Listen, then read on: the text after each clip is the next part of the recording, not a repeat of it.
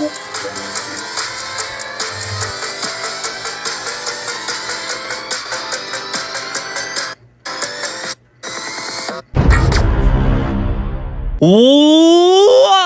is going on, everybody? It is your boy, your man, Sook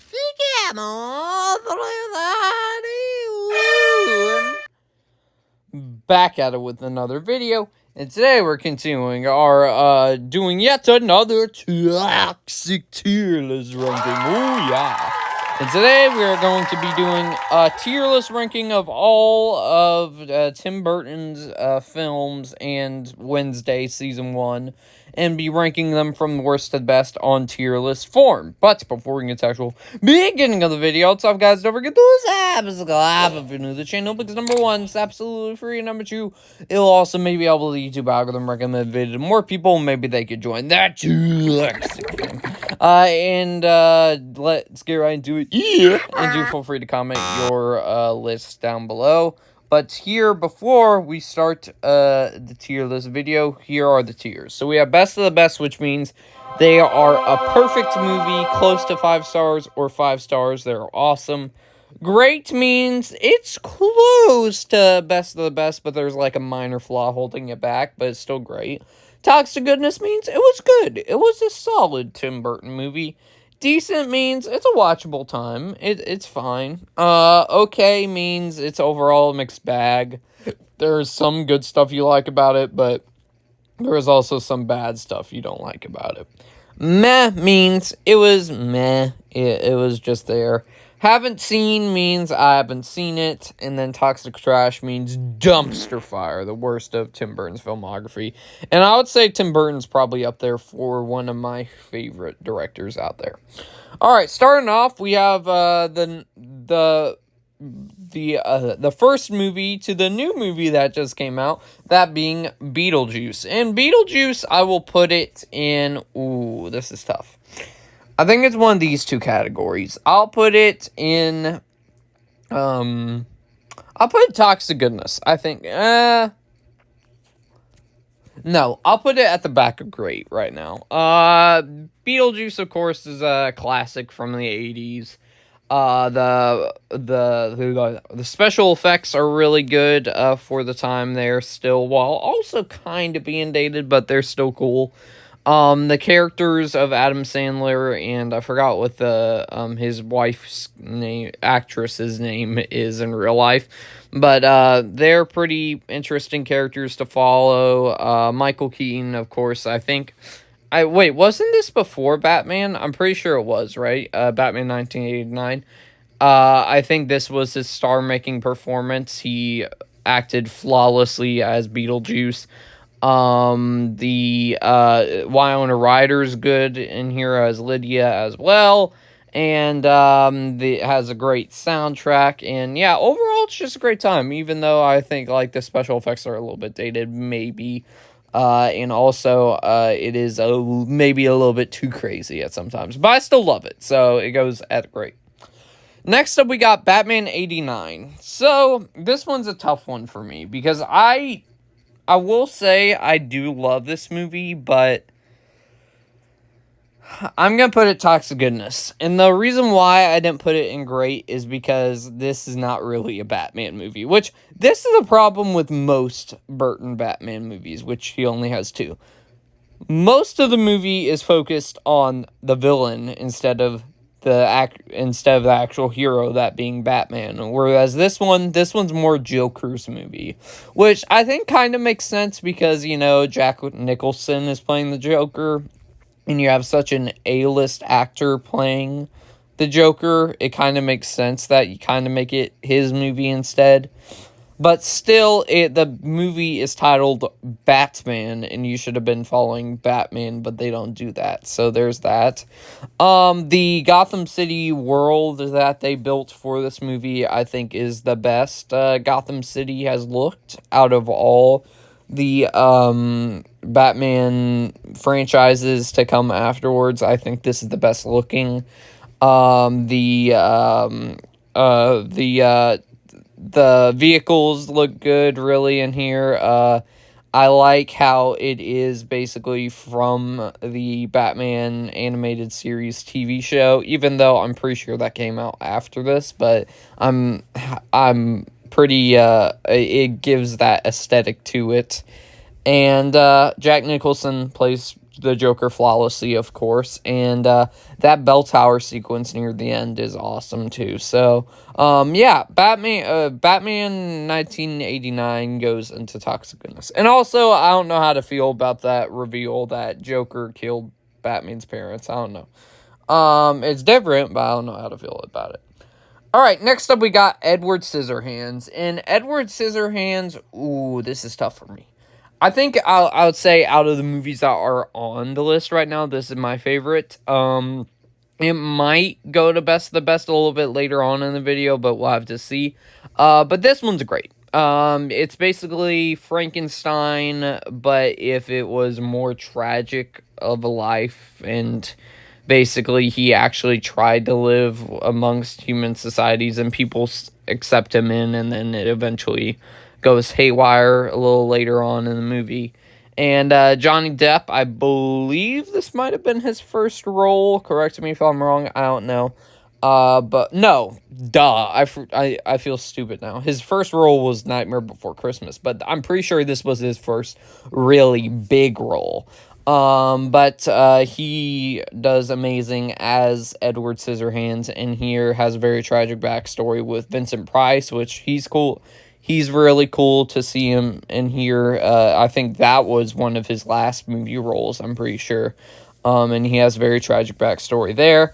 Winona Ryder acts good as, I forgot what the character's name was, acts good as that specific character, but I just don't like, I don't know, there's stuff they do with that character where I go like, I'm not that big a fan of her, even though Winona Ryder is playing her really well. I just, but yeah, it's great, and the soundtrack's really good too, and it kind of can be a Christmas movie if you consider it, possibly. Next up, we got Batman Returns, and Batman Returns, I think, is a lot better than Batman 89. I think it focuses on Batman a little bit more than the 89 version does, which I'm kind of glad it did. And this one, I feel as if Batman and Penguin, it's both of their stories. Danny DeVito plays Penguin in here, which they do really good prosthetics for the time for Penguin. I do enjoy the Christmas aesthetic that they brought to this film. And also you got Celine. I don't know. Well, I was gonna say. You also got Michelle Pfeiffer in here as Catwoman, one of the best Catwomans we've got on screen. And that you get that compelling dynamic that her and Bruce have throughout the film, where they're finding out if they're gonna have to fight each other or not. Yeah, I think it's great. The only thing I have really against it is possibly like a little bit later on in the movie where they make it feel as if Penguin isn't the actual main villain and instead it's Matt Schreck, which, don't get me wrong, Christopher Walken does play him really great and he is an interesting character. I was just hoping he would be more of a side villain instead of the main villain, and they make him appear as the main villain instead of Penguin. So, yeah, goes in the great tier. Next up, we got, I'm trying to read that. It's super far. Well, anyways, I don't know. I can't read that. I haven't seen that. I'm pretty sure that says Ed Wood. I don't know what that is, so I haven't seen it. Then we have Mars Attacks, which this is tough. Because I do admit it is a bad movie, but it's a fun time to watch because of all the people that are in here. You got Jack Nicholson, Glenn Close, Michael J. Fox is in here, Danny DeVito. Yeah, you also got, what's that guy's name? The guy that plays Jack Frost in Santa Claus 3. Do I put it in toxic trash? Because if I do put it in toxic trash, it's watchable toxic trash. No, toxic trash means I hate that movie. I do not like it one bit. And I wouldn't say that about this. I'll put it at the meh tier for now. I might change my mind a little bit later on, but this movie is bonkers. The actual designs for the aliens is very weird. You have a dog and a human get stitched together to different bodies. That's just so weird. Later on in the movie with crap CGI, must I admit. Pierce Brosnan's in this too. I just remembered Pierce Brosnan's in this. And yeah, I would say it's a guilty pleasure. I do acknowledge it's a bad movie, but I have a fun time watching it. And Toxic Trash I save for movies I do not like, period. Which I don't know if I'll have any of those here today. I don't know. Next up we got Sleepy Hollow. And Sleepy Hollow, actually, you know what? I'm going to put best of the best, honestly. I really love the Sleepy Hollow movie they did. This is probably the first one that they actually made live action into a rated R movie. Maybe I watched this a little bit too young, but I still loved it then. I never got to finish it, but I did eventually finish it. Has, of course, all the Tim Burton actors that usually are in his movies. Johnny Depp, what's the guy's name that plays Count Dooku from Star Wars? Christopher Lee, I think that's what his name is. Christopher Lee is in here. Has a lot of pretty gory kills if you're a horror fan, so that are pretty cool and there's some that are pretty gnarly too. I'm not talking about the human deaths. I'm talking about the animal deaths in here that are pretty gnarly with the mouses and stuff. Ugh, it was so gross. There is quite a few interesting things they do with Ichabod's backstory in here. So yeah, it goes best of the best for me. I love the Sleepy Hollow movie. Next up, we got Planet of the Apes 2001, I believe. I don't know. This one, I think I have more of a fun time with Mars Attacks, so I'm gonna put it above it a little bit more. This movie is very weird. I don't like the direction they really... Even though I like Tim Burton, I don't like the direction that they take with this new remake of the Planet of the Apes movies from the 60s. It basically feels kind of has the same aesthetic to it, but with modern looks for the actual apes, where they actually more look like apes. I think the villain in here is pretty decent. He's played by Tim Roth. He's played by Tim Roth in this, which I think he does pretty decent as a villain. You have a little small cameo from Charlton Heston in here as well, which that's pretty cool, where he plays a dying ape, yeah, I think this was one of his final movie roles, so it was good to see him in a movie again. Mark Wahlberg, even though I like Mark Wahlberg, probably not one of the most interesting characters in the Planet of the Apes franchise, I'll say that. Helena Bonham Carter's in here playing an ape, which she's okay. And also Michael Clark Duncan's in here as a little side character, so that's cool. And then the eventual twist reveal later on in the movie, it was just why? It's basically kind of the same ending as the original movie, but they leave the Planet of the Apes and then they go to Earth, which it was just, I don't know. It was just it's a very weird movie, so I'll put it meh. Big Fish, I have no clue what this is. I haven't seen it, but I've seen that little logo a couple of times. Next up, we got Charlie and the Chocolate Factory. Now, if you would have asked me this when I was younger, I probably would have put this Toxic Goodness, but I'm going to put it okay. Do I think it's really, really bad? No. And this is coming from someone that loves the original Willy Wonka and the Chocolate Factory. There's just a lot of stuff they do in here I'm not a fan of. The whole entire daddy issue storyline with Willy Wonka, I did not like whatsoever. The the aesthetic of the film, I'm very mixed on how it looks. There's some moments where it looks good, and there's some moments it doesn't. The CGI most of the time is pretty rough. The Oompa Loompas, I like what they do with them, giving them a very different feel compared to the last movie, where they're more hip-hop-y, if that makes sense. I love Johnny Depp as an actor, but him as Willy Wonka, I think, does not work whatsoever. Because maybe he's doing what the script is telling him to do, but I can't. I'm not gonna say it, but basically, what they do, what they do with Johnny Depp as Willy Wonka in this movie. He acts very weird around those kids. That's all I'm saying in this movie. He acts very weird and goes, and it's just, why? Why would you write Willy Wonka that way? I know you're remaking it and trying to make it in a different direction, but still, that's way too weird, don't you think? And, but yeah, I'm gonna put it okay. It's not terrible, but I don't love it as much as I used to when I was little. Corpse Bride. Corpse Bride I've only ever watched once, but I do remember it being a great animated movie. So I'll put it at the top of the great tier. Maybe, I don't know. Do I like it better than Edward Scissorhands? I don't know.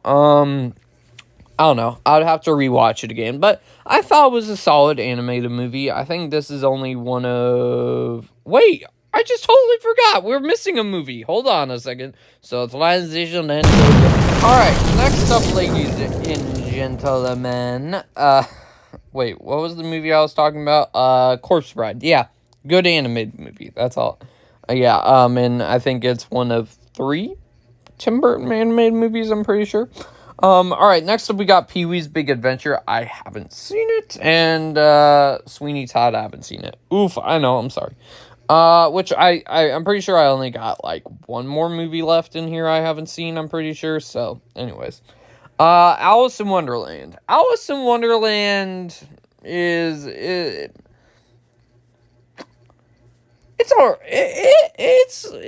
got some merit to it, way back. No, I'll put it decent, because I used to rewatch this a lot when I was younger, so I think the look of Wonderland is very fascinating in live action form, and they do a good job with that here. Johnny Depp bringing another interesting character in here, giving his own variation of the Mad Hatter, which he does really good at.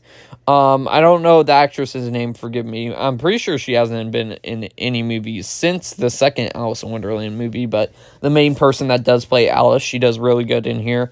You also have Helena Bonham Carter as well, which she does awesome as the Red Queen, adding a little bit of interesting storyline there with her and Angelina Jolie playing the White Queen, of course, where the two dynamics that they have. CGI most of the time is pretty good, but there's also some points like the river crossing sequence with all the heads in the water, I would say is the only scene that doesn't look good with the CGI. It turns into a big action fight near the end where Alice has to slay a dragon, which overall I'm mixed about, because I think the actual fight is cool. It's just odd that they took it in an action movie type direction. But we've certainly had way worse Disney live action remakes. So, Alice in Wonderland goes decent. I like it. Next up, we got Dark Shadows, which I've never watched the TV series, but I do enjoy this one. I do enjoy Dark Shadows. I'm gonna sound like a broken record, aren't I? Because I'll just say it right now, most of Tim Burton's movies have very distinctive vibes to them with everything around them, and Dark Shadows is yet another one of those examples. Chloe Grace Moretz plays this daughter that she acts well, but it's just the character. I don't like that stereotype whatsoever.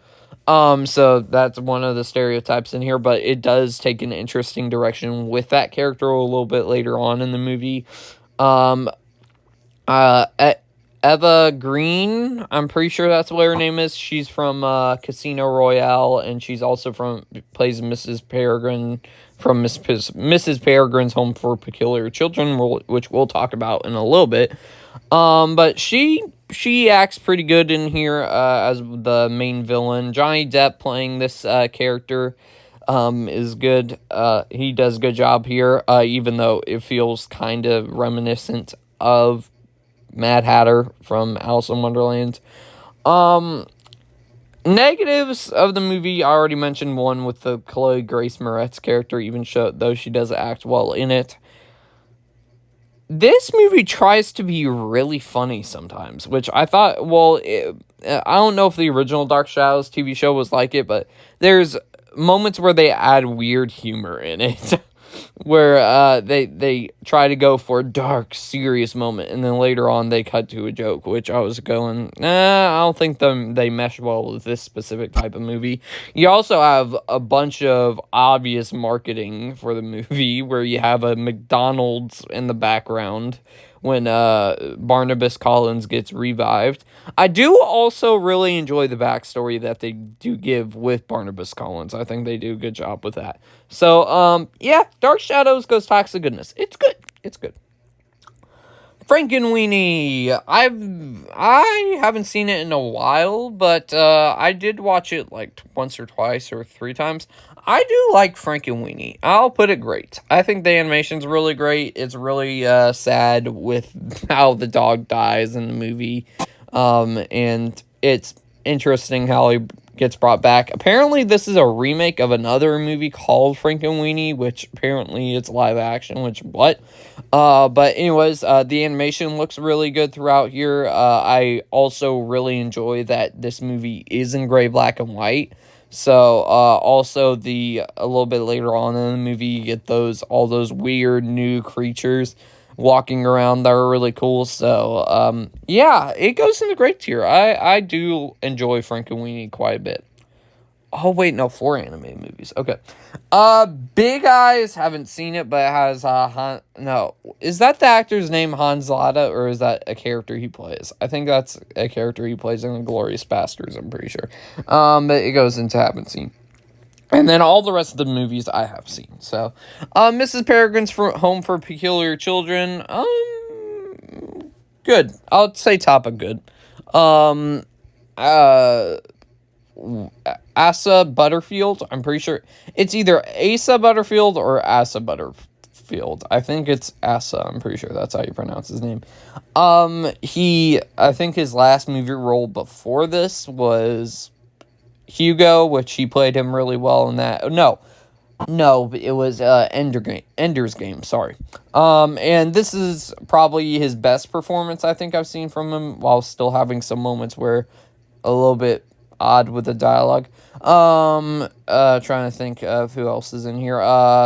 Samuel L. Jackson plays a villain in here, which he's really creepy, and they add the I'm surprised this wasn't rated R, because there's some stuff in this that are like really odd, where they have the peculiars get eaten by other peculiars to survive, kind of, and they eat eyeballs and stuff to survive. It's just very odd. Also, Terrence Stamp's in here for a little bit, which it's always cool to see him.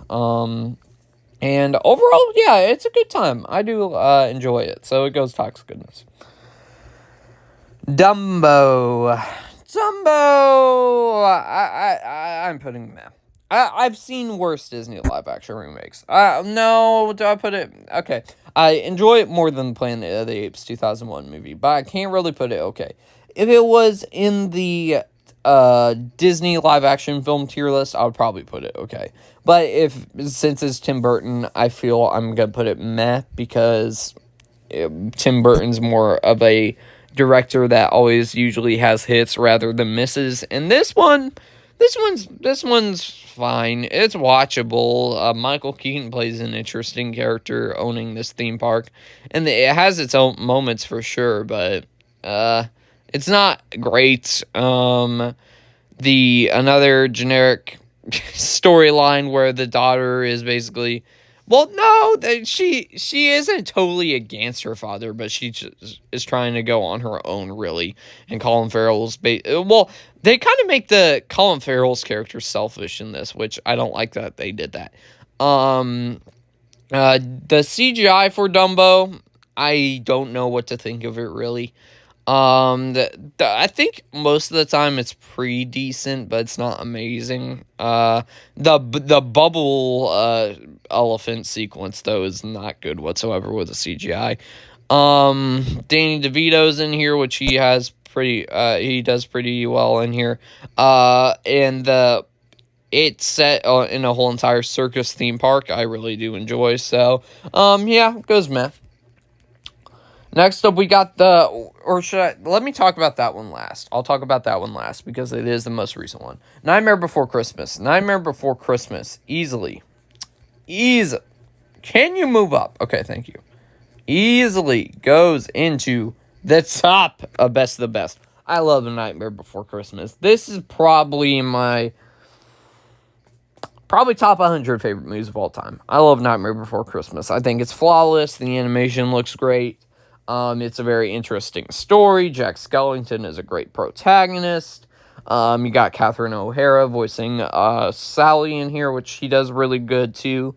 Oogie Boogie was such a fun villain. The soundtrack's amazing. Boys and girls of every age, wouldn't you like to see something strange?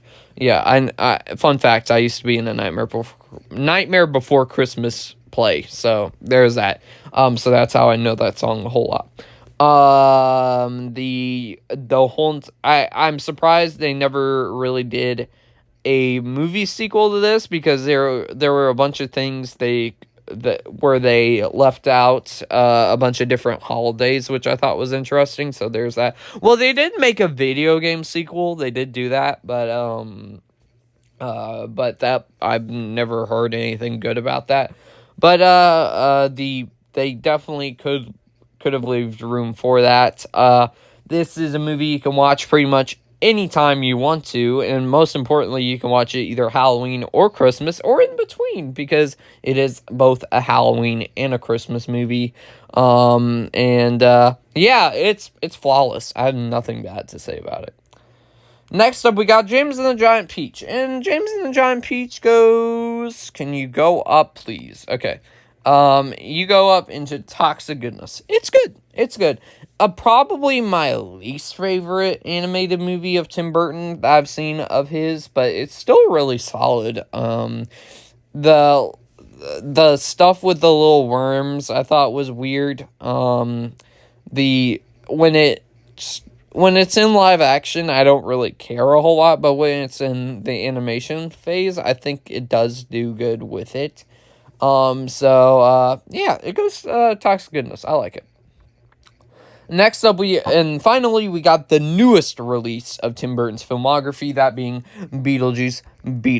And Beetlejuice will go into the Toxic Goodness tier.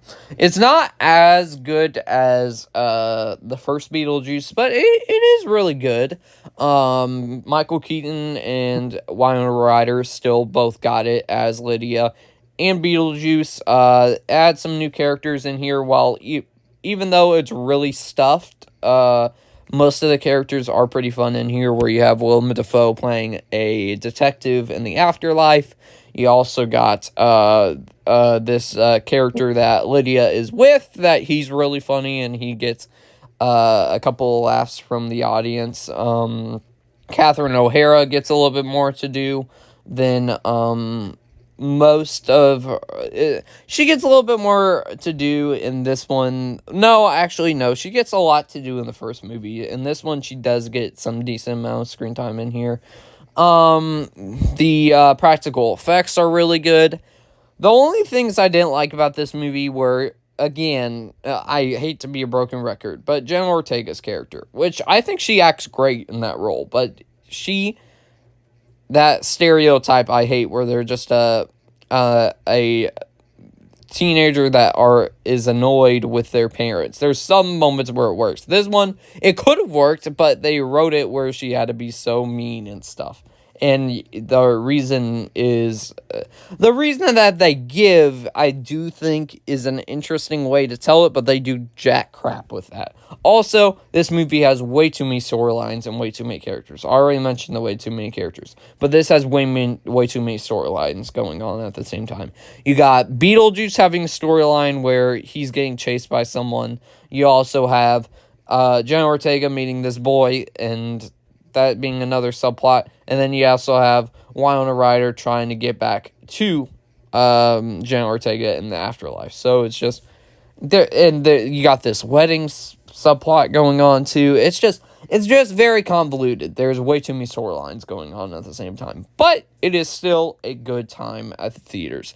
So with that being said, guys, I hope y'all enjoyed this episode of yet another toxic tier list ranking. Be sure to let me know your lists down below of all Tim Burton's filmography. With that being said, guys, I'll see y'all next time.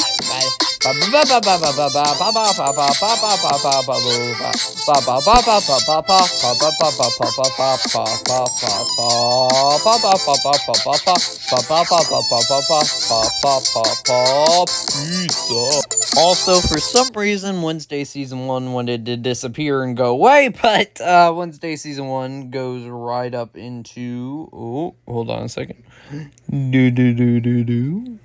Wednesday Season 1 goes into the great tier. I love Wednesday Season 1 and can't wait for Season 2. The only flaw I have is maybe some of the other side characters weren't interesting.